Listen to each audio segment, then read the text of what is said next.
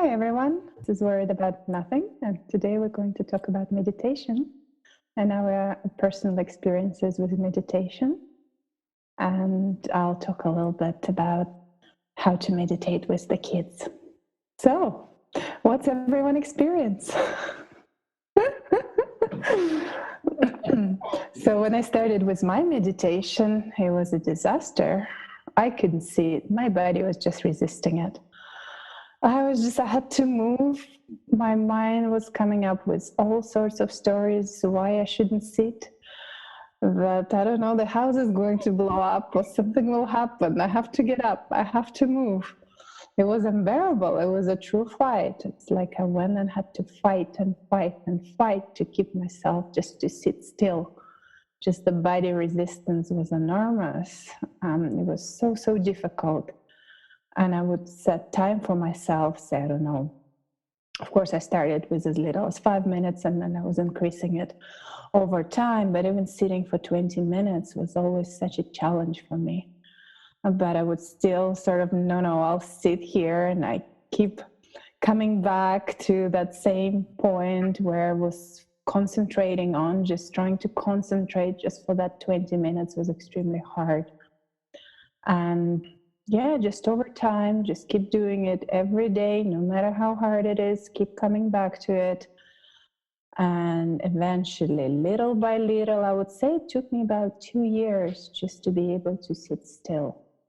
And after about 2 years, I was able to fall into a sweet spot where there was no effort.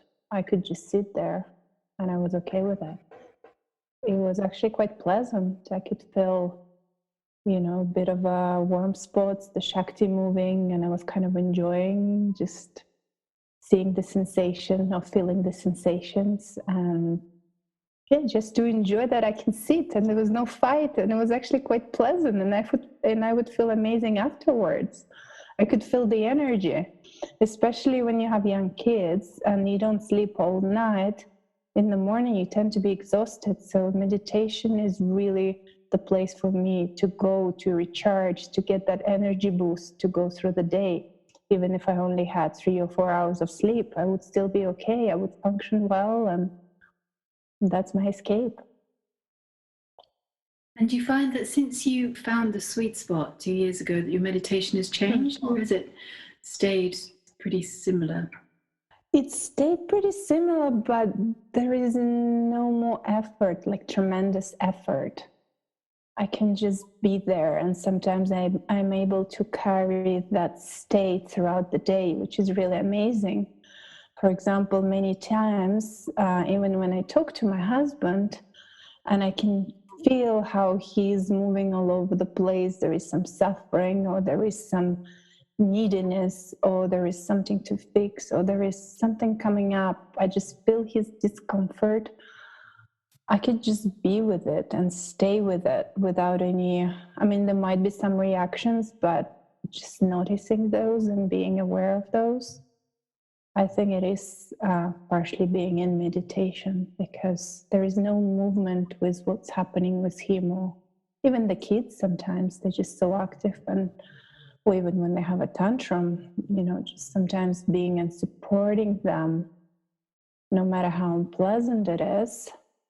There is part of you that, obviously the cry is designed to be really uncomfortable for humans, right? Because you're supposed to run and help the kids.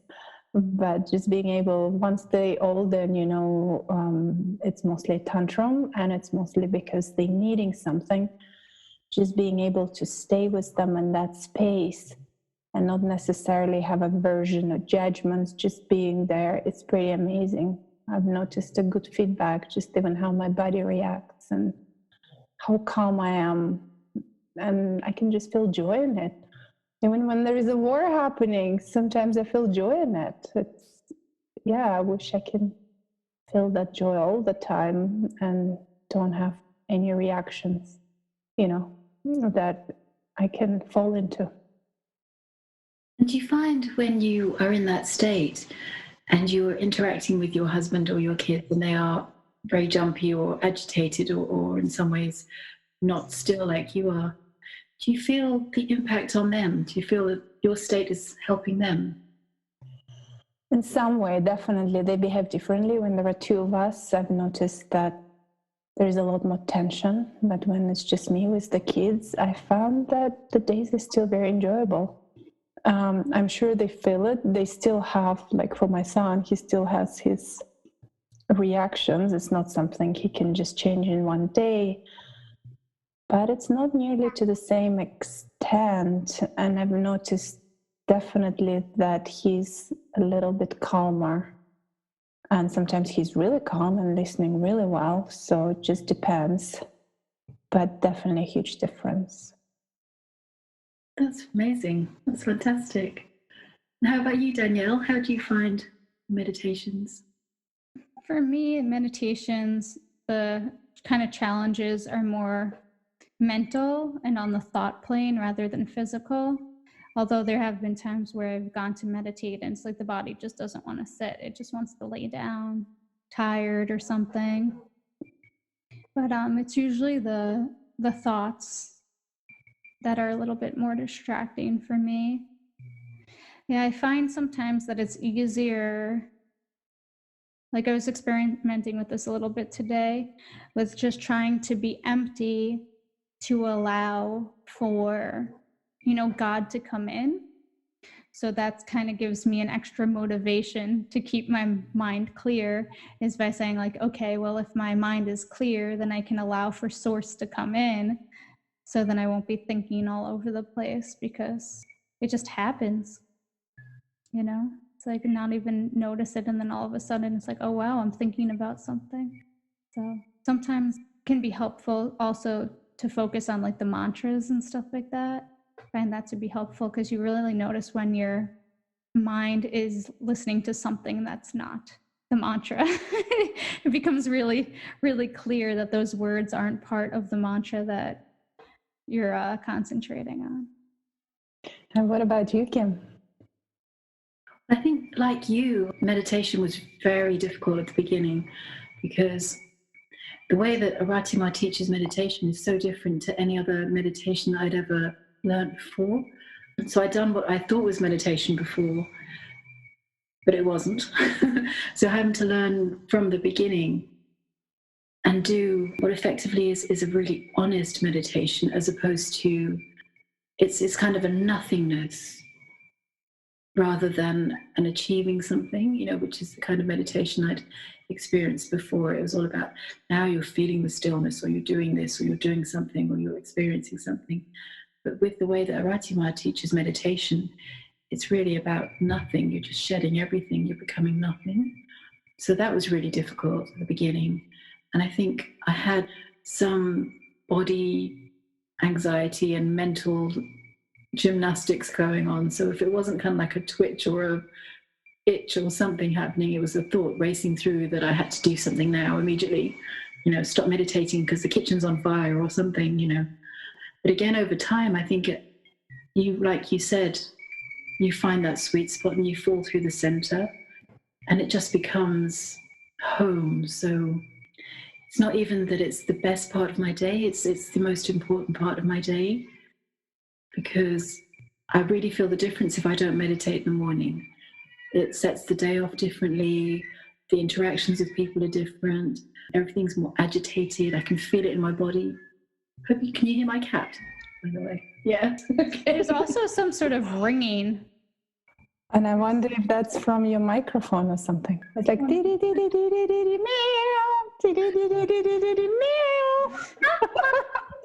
Oh, that's not so good. I don't hear the ringing here. I can hear my cat.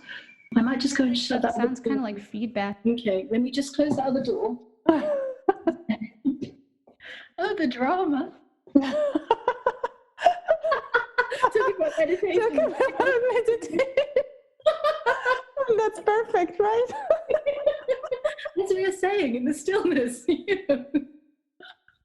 That's so funny. What is it? Finding the noise in the stillness and stillness in the noise? Yeah. But I think we can probably all say that meditation is just the most important thing. It reminds you, whenever you're out of alignment or out of the core, as Aratima would say, and you meditate, you immediately, you notice when you're not meditating, but when you meditate and you fall into that space again, you're like, oh God, this is where I live. This is where I belong. Yeah, I just don't know that I've ever found that space, in an easy way. Like every time I sit down and meditate, I don't feel like I fall into there. I feel like I'm still searching for it. But you do, though. You've had those moments, like you were saying at the retreat, where being in that space of awareness that we were at the retreat, and then kind of closing your eyes and not going inward exactly, but just bringing that through. Yeah, I think I was speaking to Louise about this when we were at the airport, and it's actually easier for me to experience it with my eyes open. And if I do the maneuver like Aratima was doing with her hand when she says you turn your focus inward, then it's easier actually for me to do it that way once my eyes are closed. I don't know where I am. Right. Yeah.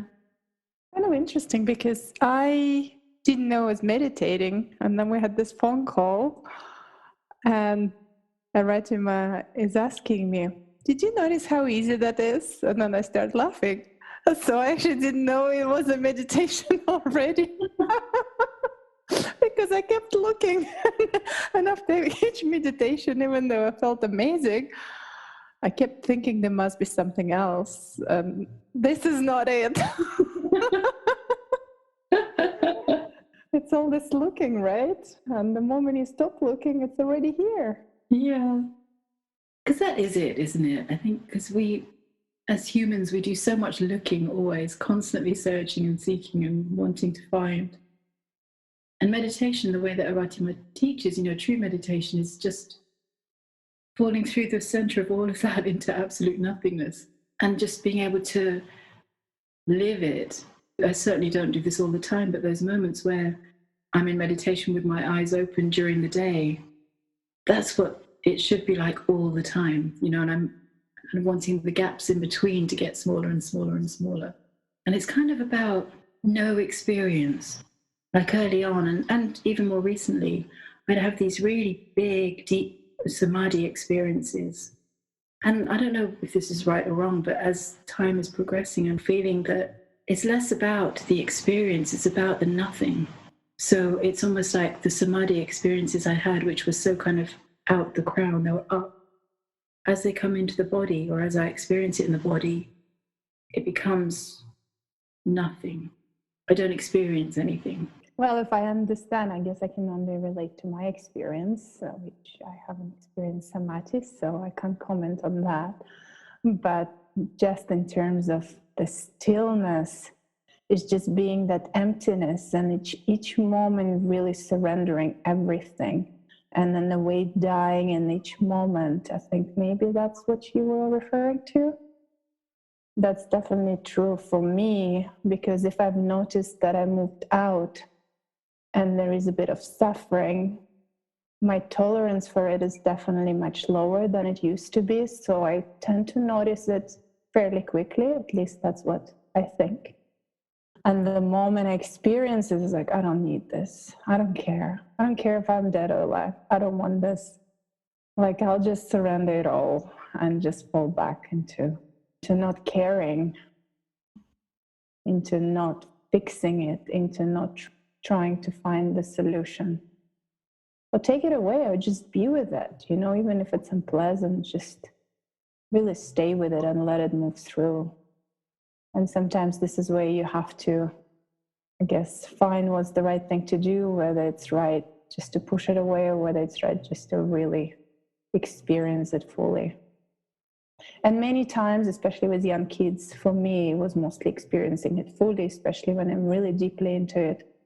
I'm so deep at it. I'm suffering so badly. I remember at some point the kids were crying and I was so done with it. There's not much I can do. I was suffering. I didn't know how to calm them down. They keep being needy, asking something. And I told them, that's it. I'm done. Your mama is going to die. So I lay down on the floor. Said, that's it. I'm done with you. I'm going away. And they just stopped crying. They just looked at me. And I laid down there for about 5 minutes in full agony. But then it's kind of all went away, and I moved through this moment where it was really pleasant and things just shifted instantaneously. So it didn't have to take long for it to move but I was just ready to just say, that's it, I'm done. I'm dying here. That's it. I'll lay down as long as I need to. Luckily, I didn't have to lay down for too long. Oh, that's awesome. Where I'm at right now is trying to get more and more in the body. So as I'm getting more and more in the body, all the body stuff is coming up, which I've been avoiding for a long time. And like Aratima and Jason speak about, the body's all the unconscious stuff. So it's all stuff I'm not aware of or not consciously aware of. And so as it moves through, it's a bit of a shock to the system because I've not really experienced this. But it's all this stuff I had no idea was in there that's kind of moving through. And I think I'm so grateful for the meditation practice and the training to be able to stay as much as I can. I'm not always, but as much as I can in that still center spot and just allow it to move through. Because without that training or without that knowledge, I would be completely lost. But it's tough, though. I think embracing it fully is what I'm doing at the moment as well, I think. And it's tough because you really feel it, you really experience it, but at the same time, you know it's not real, but it is real. So it's an interesting experience. And like you're saying, the kind of the dying, I love that story. That was so fantastic. It kind of has to be that, doesn't it? The surrender, the kind of, I just don't care anymore. Just, that's it. Gone, done. Because that's what surrender is, isn't it? It's not kind of trying to direct, like I have done numerous times in the past, trying to direct how things happen or what happens, or, you can't go, well, I'm going to surrender, but only if it turns out exactly the way that I pictured, nice rosy clouds, comfy seat. Yes, that's what I want to, I'm going to surrender. Did you have my 24 tog duvet ready for me? Then I'll surrender.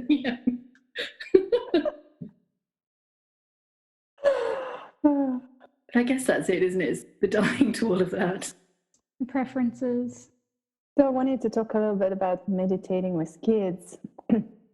So now that I'm able to find that sweet spot most of the time, sometimes I do have those busy moments where it's just busy and I'm just trying to concentrate.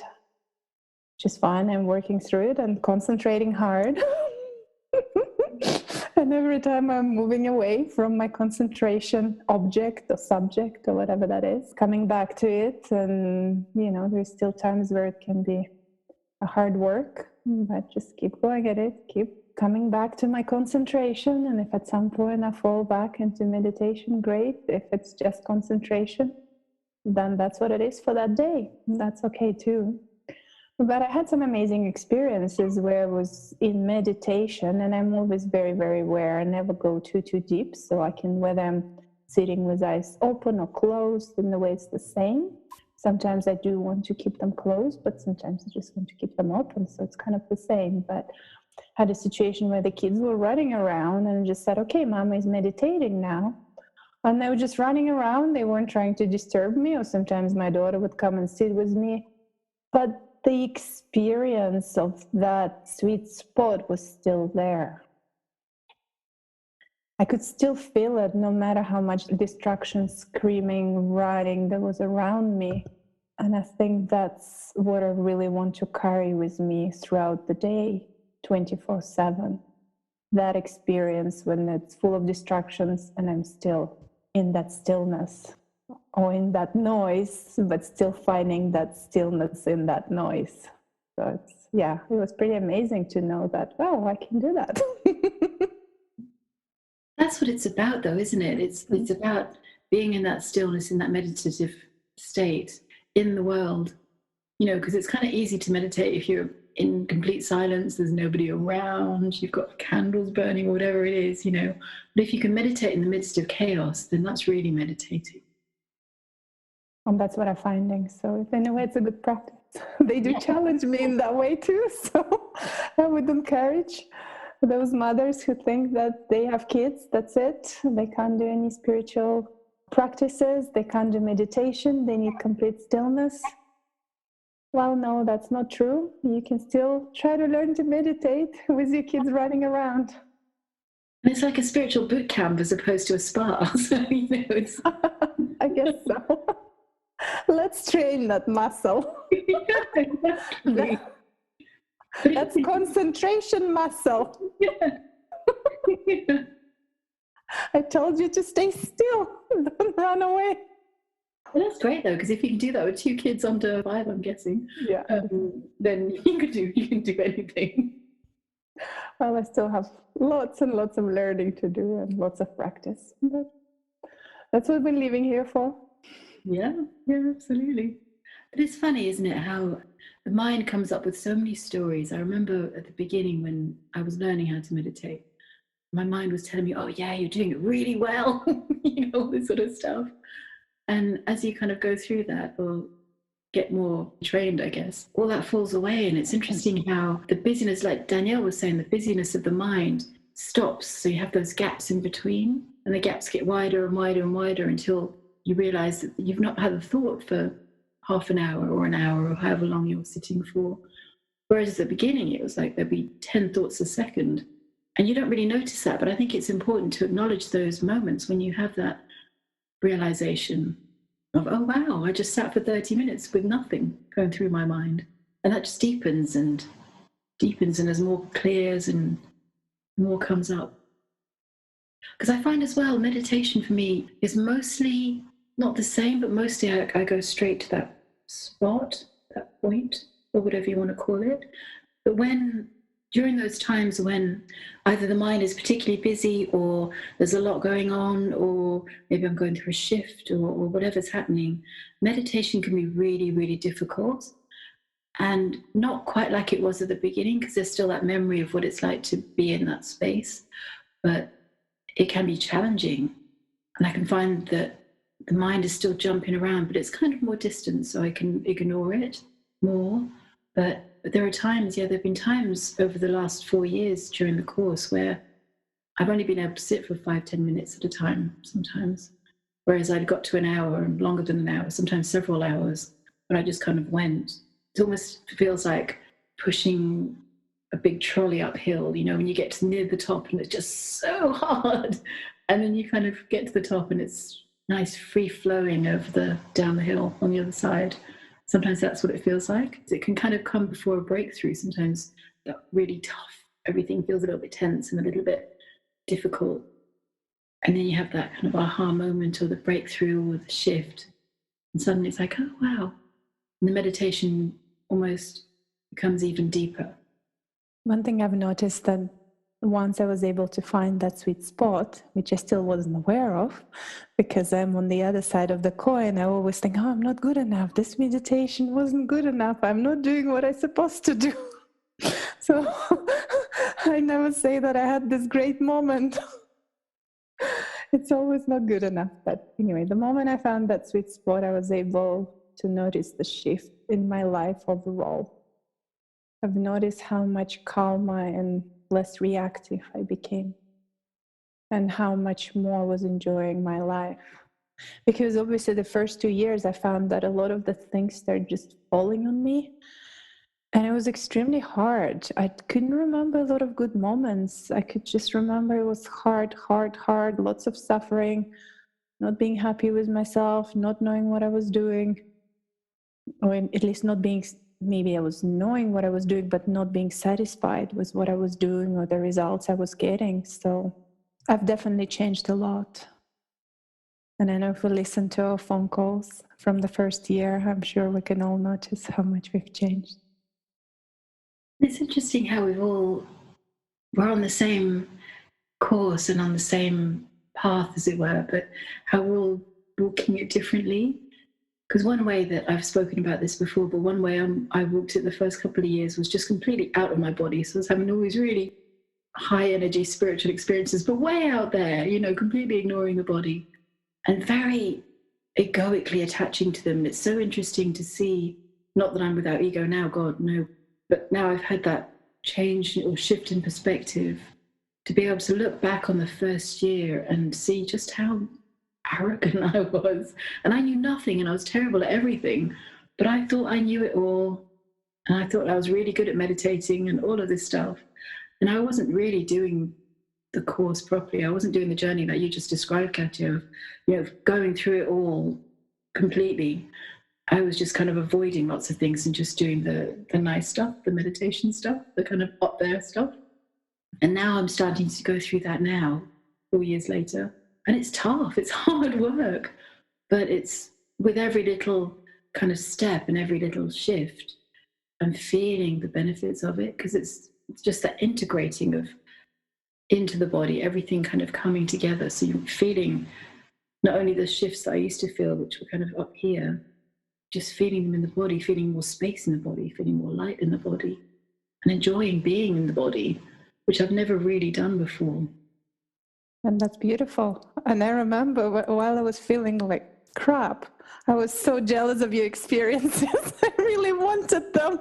I was like, what's wrong with me? I'm feeling like complete crap. And Kim just describes these experiences. Can I have some of them? Well, my escapist experiences. Hey, Danielle, did you want to share anything? Your journey for the past 4 years, anything changed? Well, Do you I was feel just thinking different in in terms any of way? comparing experiences, but I wanted to stay on track with meditation. So I don't really want to go down that road. I guess as experiences, the experiences become part of the meditation, or meditation is part of the experiences. I feel it's the same too, because then you bring your meditation throughout the day, and those experiences are your meditation. And if the experiences come from that centered space, it's kind of meditation in action in a way, I guess. That's what I meant, yes. Yeah. So go ahead. Oh, no, I was just going to talk about how you were saying, Katya was like, oh, I wish I was having those experiences. And it's just really easy to compare, you know, especially being in a group with other people. And then Aratimas is one thing to one person, and you take it and try to apply it to what's going on with you, and it doesn't really work that way. Yeah, it's funny how that happens, isn't it? It's kind of, because she speaks so directly to each of us in such different ways.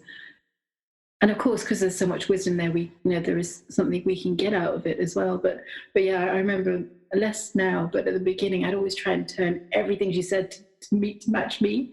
You'd always be kind of like, yeah, she's speaking to me, or how does that kind of apply to me, Whereas now maybe there's more discernment.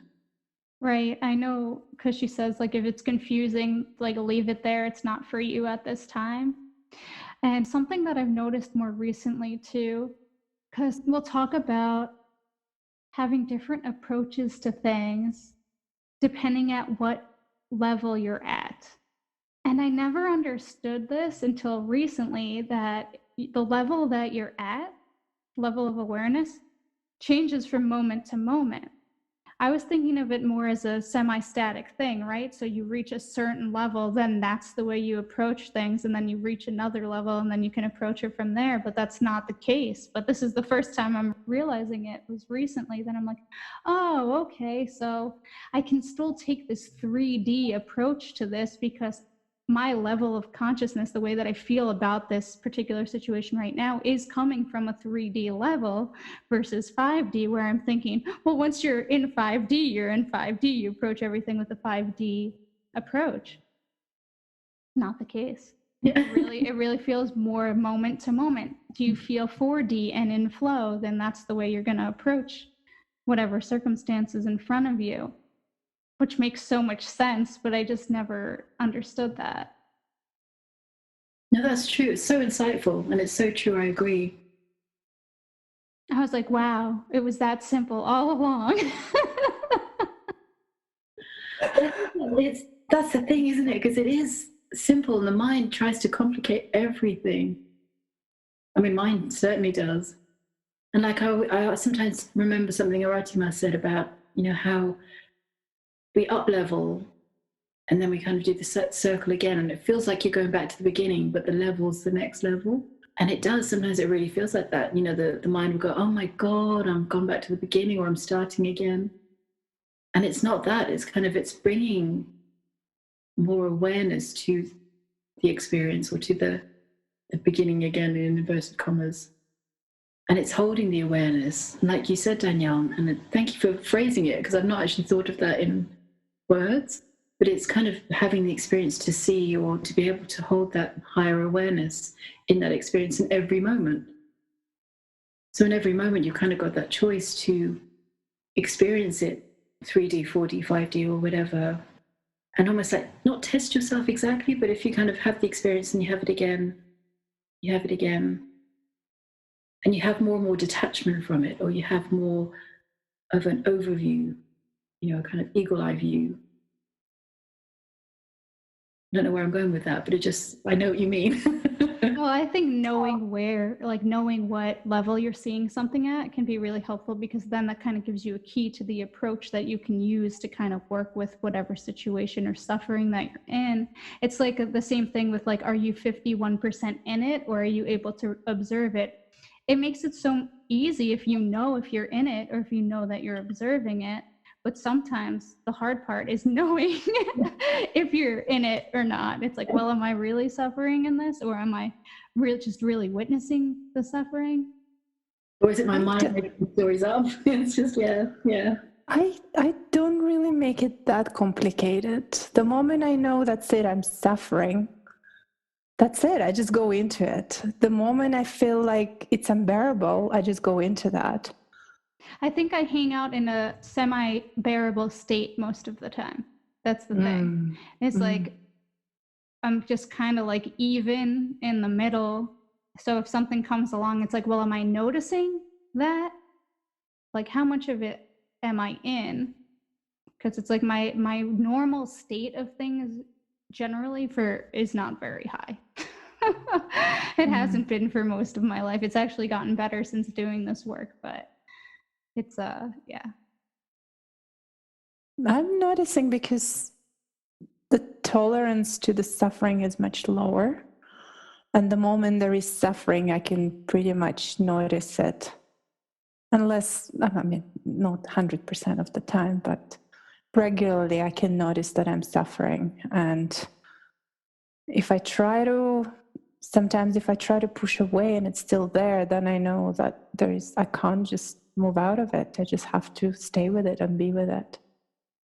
So if I try to shift my attention to something else and it's not helping, I'm so deep in it, then I just go with the experience and just go deep into that.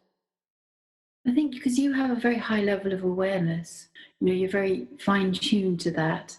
But I think, for example, somebody like me who's been ignoring the body and the physical and the unconscious for so long, there can be a certain level of suffering that you're so used to, you don't even realize you're suffering.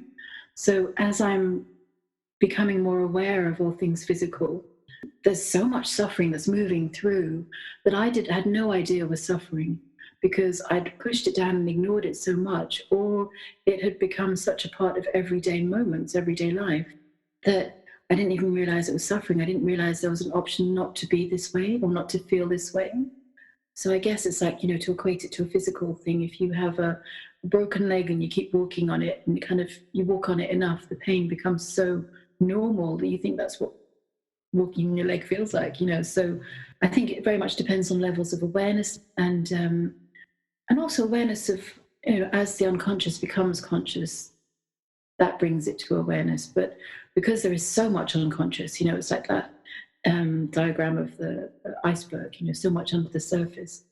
As all that comes up, sometimes it's just completely unknowable until you realize, and I think I'm definitely not as aware as you are, Katya. So for me, it's all kind of new, or kind of, I've thought I have been in the state where I've been really zen and centered and all of that, but I haven't really, because again, it's been outside, it's been kind of in the mind and up, but bringing that through. And I think because you're very physical, you've always exercised, you've always looked after the body, and you're quite physical in yourself, you've held that physical awareness, I'd say, all your life probably. So for you, any change in that, you can notice. Whereas for those of us that kind of cut parts of ourselves off, it's kind of opening that part, looking at it, and then starting to realize that something not quite right there, That makes sense. I don't know about you, but I'm going into meditation.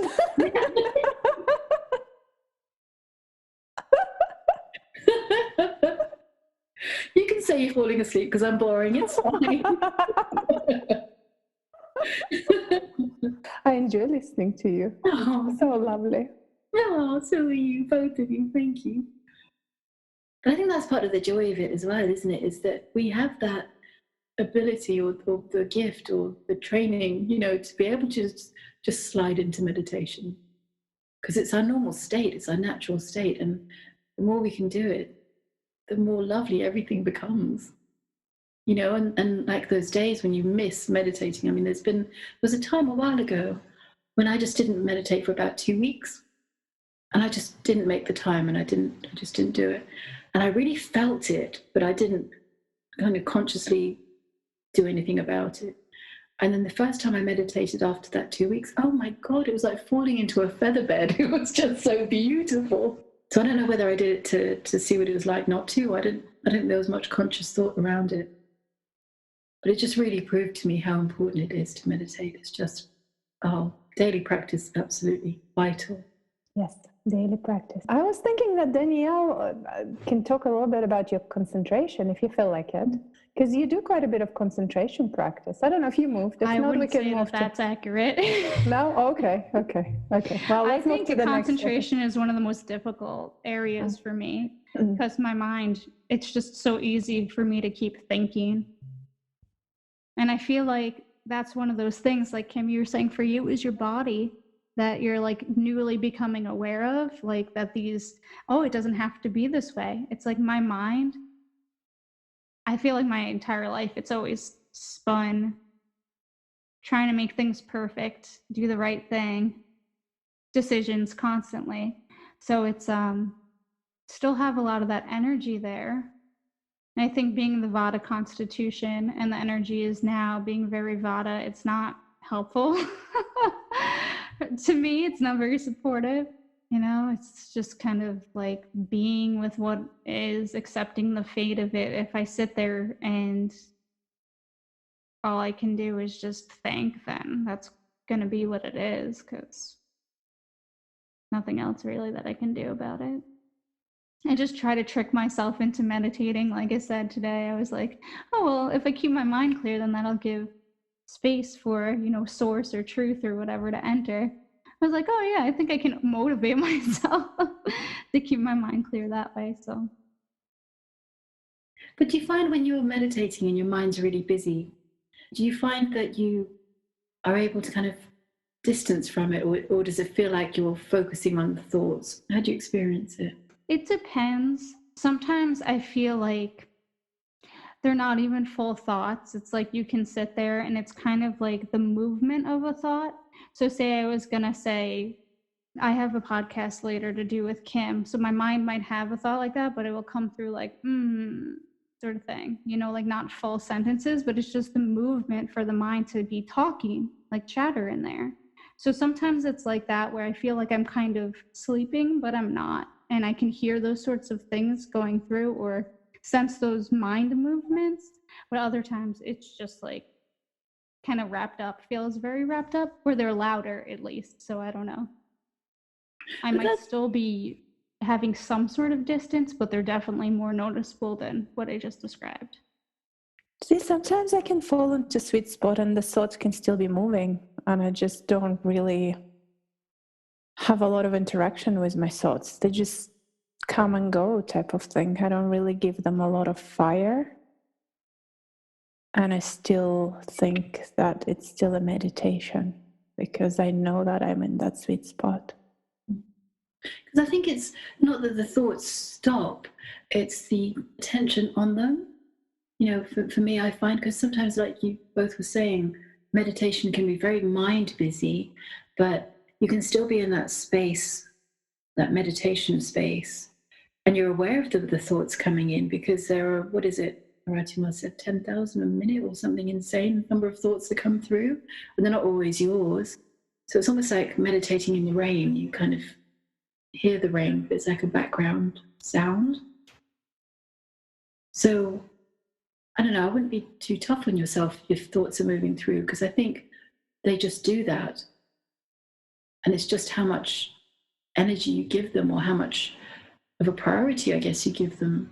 Because I know what it's like. I've had meditations where my thoughts have been so busy that I've started to veer out. So instead of kind of focusing inwards, my attention's got up to them. And I'm going, oh yeah, and I need to, oh, and I must pay that bill, and then blah, blah, blah. And before I know it, I'm not meditating at all because I'm focusing on the thoughts. But then when I bring the attention back down, the thoughts continue and the bill keeps bouncing around the top of my head. But I just don't listen to it. So I guess it's kind of it's like tuning out the background static, I guess, you know. The way you described it, I think, is very accurate, because every time when I notice like real thinking happening, it's somewhere where it's not within yourself. Like it doesn't feel like it's even within your physicality. It feels like it's out there somewhere, usually in an upward place. But yeah, it just feels completely outside of your being. So you must be meditating already, if that's what you're experiencing. Well, I know that I can notice when I'm not. Oh, okay. Excellent. Or when I come back from being with a thought. But I do that too when I'm working. It's so easy for me to think about other things while I'm working because my job doesn't really require that much concentration. And you have a very fast brain as well, don't you? You're very quick. It's a nightmare. That makes me say no. But I think so. My impression of you is that you have a very fast brain. It does move quickly. And that makes it harder. You know, 'cause Yeah, I try to focus really on slowing things down. That's the best thing I can do. In my opinion, I think the best thing I could do is really like slow the breath, slow everything down. But do you find when you meditate that even with the busy mind, there are still, compared to the beginning when you first learned to now, there must be a difference, or there must be a sense of shifting or You know, I tried to not analyze them, because that's something that Aratima said too. She's like, don't judge them as good or bad. So I really stopped trying to pay attention too much to what was happening during them. Yeah. So I don't know that I have a good measurement of it.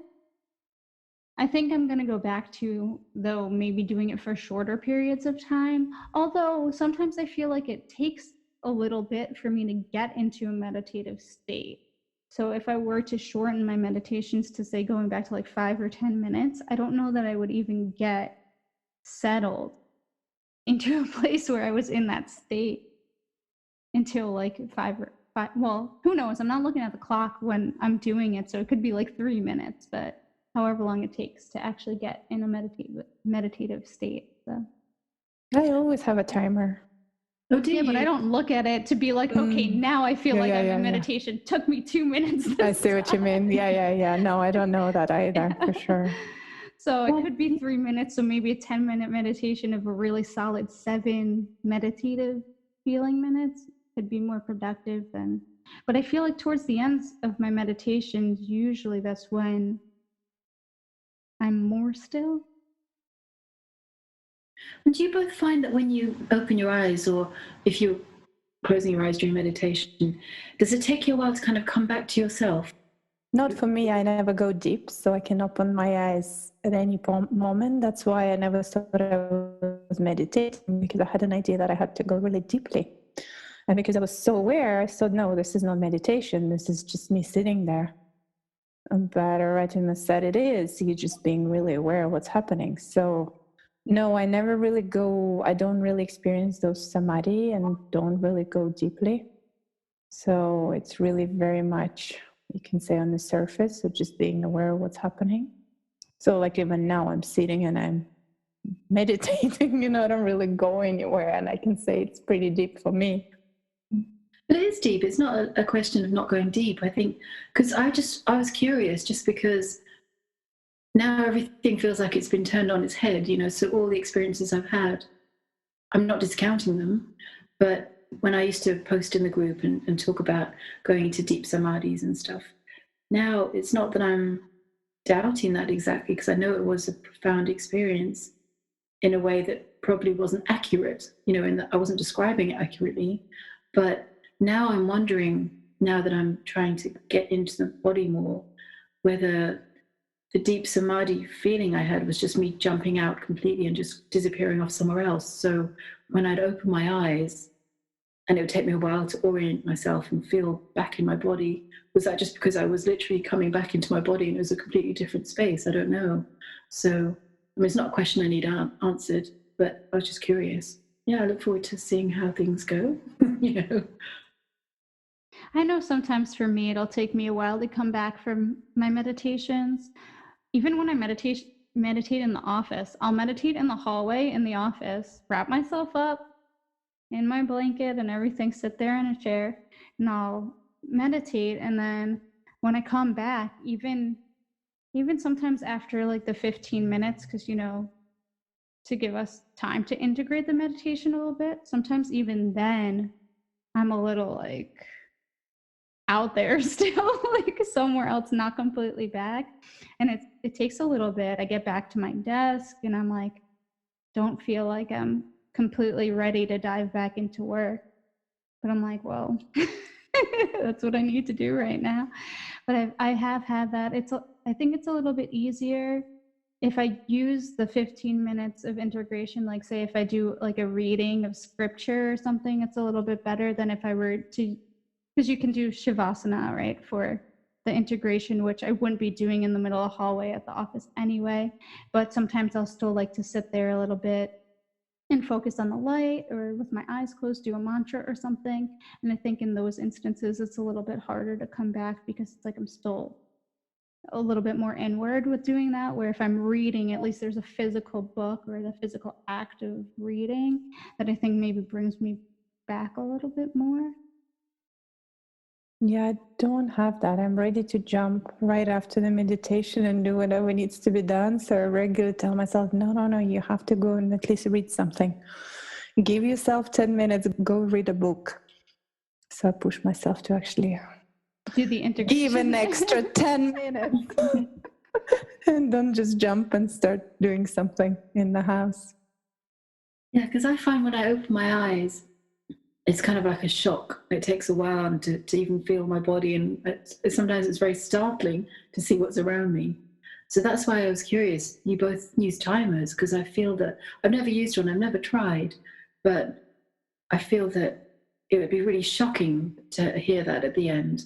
Like I remember where I used to work at the vet clinic, sometimes I'd just fall into meditation at my desk. And if people came up and they spoke to me or they touched me, my heart would leap out of my mouth. And that was with my eyes open. So I don't know whether that's just because I'm disconnected. Again, I don't need to analyze it, but it's just interesting. Like, was it you? Oh, that was Danielle and Louise and Deb, wasn't it? You were in the hotel when the alarm went off. And I think you were all meditating at the time. And for me, that would have been really, really shocking, physically very shocking. But I don't know how you found it. I wasn't meditating when the alarm went off, but sometimes when I have an alarm set, it will like kind of jolt me. But other times while I'm meditating, I'm like, I feel like I'll start getting a feeling like it might be soon, because you can kind of start to sense the amount of time. Sometimes I feel like it has to do with my nerves. Sometimes I do think it's going deep, like I'm deep somewhere, and then all of a sudden it's like I completely forgot where I am. It's like, wow, okay, now something's like alerting me to something, bringing me back to a more wakeful state. But other times I think it might just be like my nerves of like how tense I am that day, and that it's kind of striking something there. So for what that's worth. Yeah, no, that makes sense, because I know sometimes I can be a bit jumpy even when awake. But I'm not saying that that's what was happening at the clinic.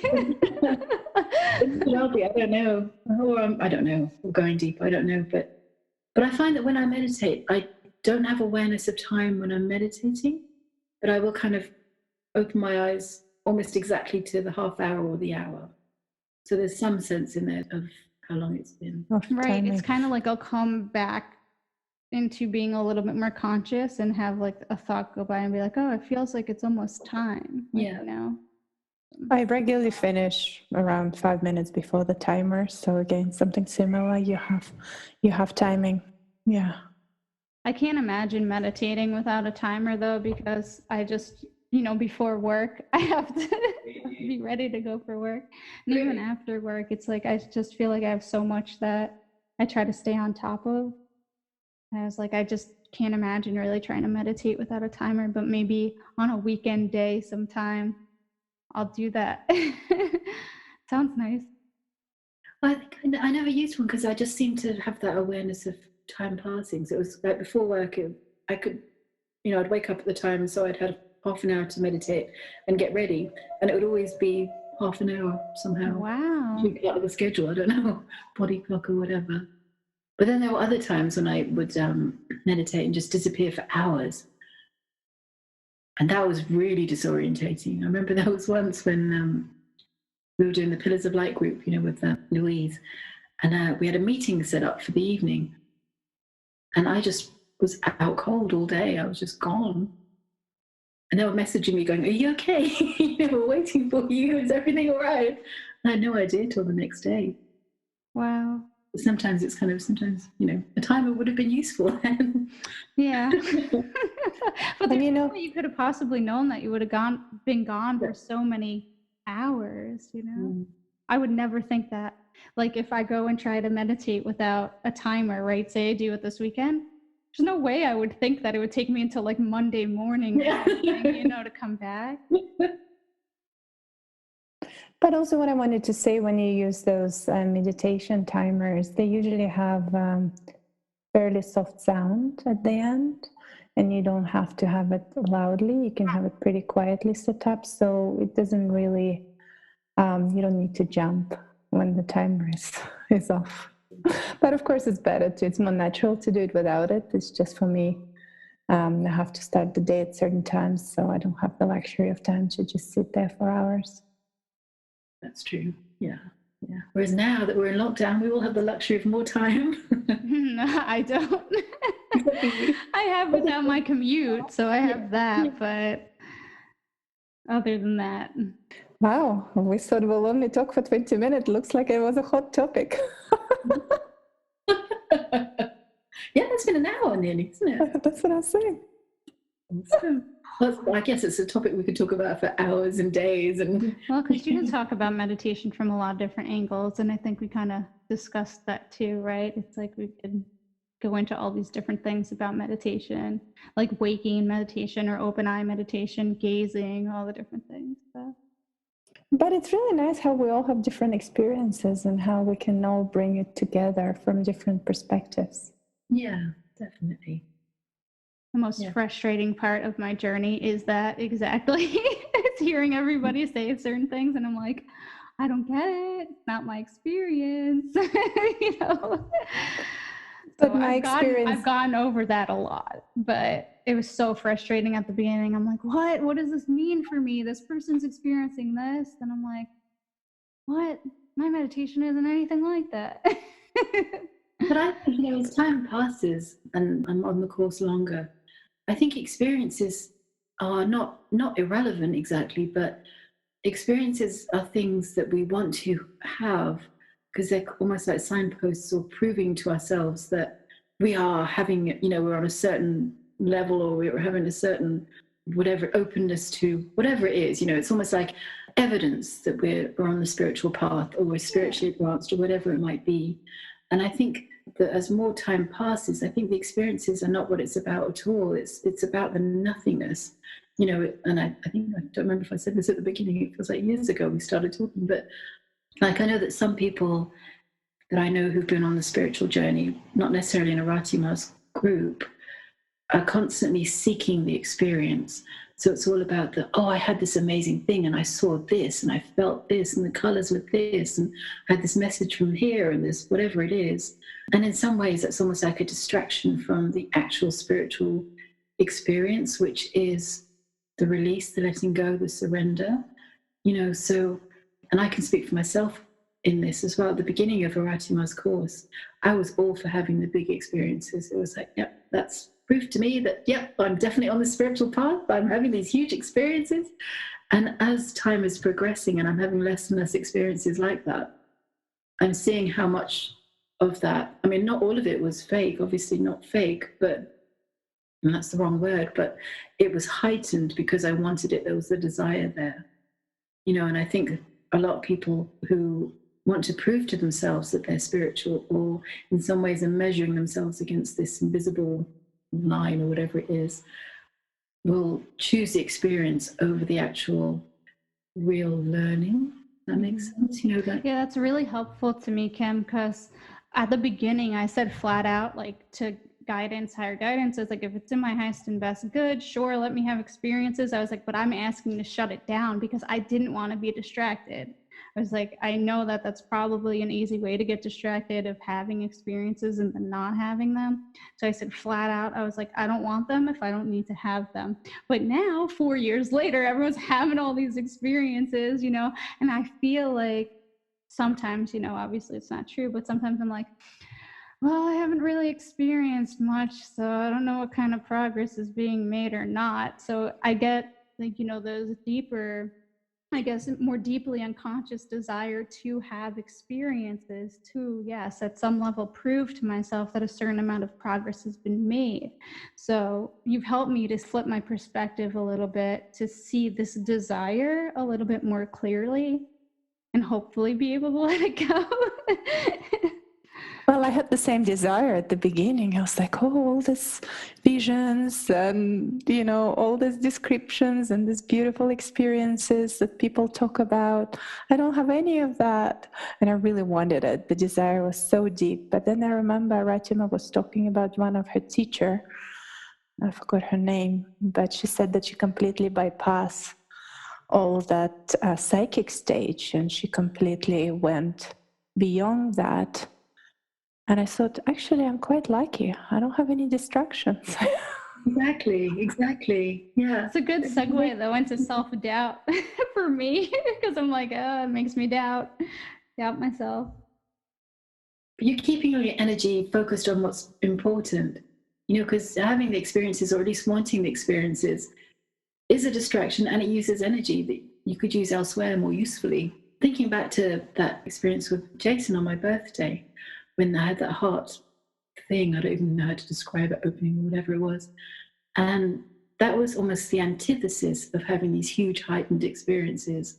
It was indescribable, you know, and I feel that, because I like putting words to things and I like describing things, but in a way, if you can describe things, you're not truly seeing them, or you're not truly experiencing them. Because that experience with Jason, for example, I can't describe it. I still can't describe it, but it was the most profound thing I've ever experienced in my life. And it wasn't a huge bells and whistles and lights going off and fireworks and whatever. It was just a very deep something that didn't use a lot of my energy to try and analyze it or work out what it was, because I can't. I absolutely can't. But that was more profound than all the big kind of, oh yes, and then Lakshmi came to me and gave me an olive and all this sort of stuff, you know, which I'm not denying is true for people, but that almost feels outward, you know. And I can speak for people that do that, because I've done that so much. It's kind of taking what's a pure, real experience and trying to set it in stone. So for me, some of the experiences I had were very real, and I know they were, but instead of allowing them just to be, and to be fluid, and to be something that moved through, I captured them in writing, wrote them down, and held on to them inwardly as well. So I held on to them as something that was a constant, which immediately made it not true, because you can't pin these things down. And that also kind of held up my inverted commas progress, because I wasn't being fluid with it. I was kind of having these, you know, the gift of this opening or some kind of experience, and then trying to tie it down and stay in it. And that's what the ego loves doing. And the ego was going, yeah, great, this is all what it's about. And like Aratima says, you know, making copies of it. It was photocopied beautifully. But now with hindsight, being able to look back, that didn't help me at all. So yeah, like you both were saying, you don't have the distraction of having the experience. Great, that's fantastic. Because I think I'm having less and less experiences, and I'm feeling that my spiritual journey is more real and more profound now because of it. Not because of it, but with it, as it were. Mm-hmm. But see, I still find that writing down the experiences are helpful, because I have such a poor memory that literally if I don't write it within, like, I don't know, next few hours, I forget about it. I totally forget about it. Like nothing happened. So it's kind of good to put it down, because then my mind will come back and say, no, it's never happened. It's not true. And it will keep doubting myself. So it's kind of, I found for me, it's really useful to write it down, so I can actually come back and say, no, this was real. this is what's happened. Holding on to it, that's the difference, I think, is that you were using it as a revisiting so you could then remember and experience that experience again. But what I did, and not all the time, but sometimes certainly, was hold on to it. So it wasn't to revisit that energy and re-experience it. It was to hold on to it as evidence. You know, so it was kind of like proof to me as opposed to the memory. It wasn't kind of like a key unlocking a door. It was prison bars, really. It was kind of tying myself into it. So I think, yeah, definitely writing it down if you've got the fluidity to just move with it. Absolutely, yeah, it's a good thing. But I just, speaking for myself, what I did in the past was partly doing that, which was not the right way to do it. Right, because there is a difference between recording it so that you can remember it, and like you said, revisit the energy, kind of like a touchstone. It's like, okay, you have the memory of it, and you can kind of be in that energy again, versus holding on to it and saying, this is my peak experience, so everything has to be this good or better or something like that, which I know at least is true for me because I've had experiences that I consider peak, and I'm like, that's what it is, right? You start labeling and you say, that's where I need to be awake or to be enlightened. Like, that's what it's like. Yeah, now I know.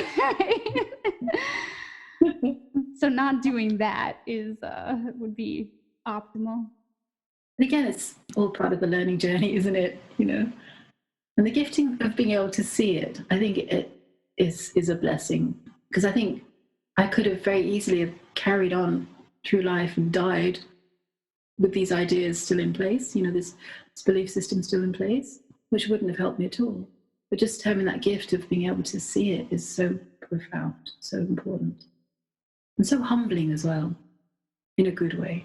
So I think that's part of the whole journey, isn't it? Just to keep coming back to the realization, like genuinely, really, truly coming back to that realization that you really know nothing at all, and you're just so on the beginning of this path, and all the experiences you think you have, all the Shakti you think you feel, all the deep samadhi you think you're experiencing, and nothing compared to what really is possible. And that's kind of where I'm at now, and I'm very glad about that, because I know that in the past there has been so much spiritual ego that has come out with all these stories about, you know, like Danielle, you were saying, this experience means that therefore I am this, or I'm here, or whatever it is.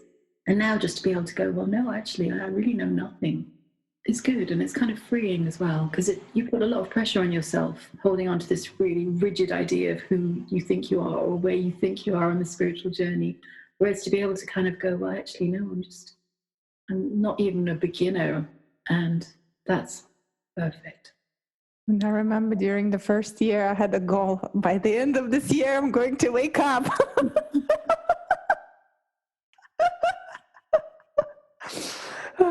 It's funny, isn't it? These goals. How you have all these goals. Okay, I must work hard. Okay, I'm going to do all these exercises. I'm going to do everything. I got to accomplish this by the end of this year. I think it takes a smack to knock you out of that, you know. And Jason was saying to me in that conversation on my birthday, he said to me, so basically, you're trying to tell God how to do things for you. You know, you're trying to direct God how to look after you, you know, provide for you in exactly the way that you want it, you know, to be provided for. And I'd never seen it that way. And it was like, oh my God. And you kind of have these ridiculous ego ideas about how you're going to run things or how you're going to make things happen when you have absolutely no control whatsoever. You know? I mean, the only control you have is to be in your core or not, like Aratima says.